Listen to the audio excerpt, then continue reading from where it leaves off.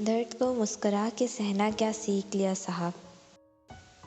सबने समझ लिया मुझे तकलीफ ही नहीं होती। बिछड़ के मुझसे तुझे जीना अच्छा लगता है। जा खुश रहे, मुझे भी तेरा खुश रहना अच्छा लगता है। कब तक आँखों में कचरा गिरने का बहाना करोगे। लो आज साफ कहता हूँ, उसे याद करके रोता हूँ। सिर्फ मुस्कुरा दीजिए और कह दीजिए मैं ठीक हूँ, क्योंकि कोई भी हकीकत में परवाह नहीं करता। आप रोते हैं याद करके मुझे, छोड़े ना। मजाक की बातें भूल ही गया होगा, क्योंकि मैं उसकी लगती ही क्या हूँ।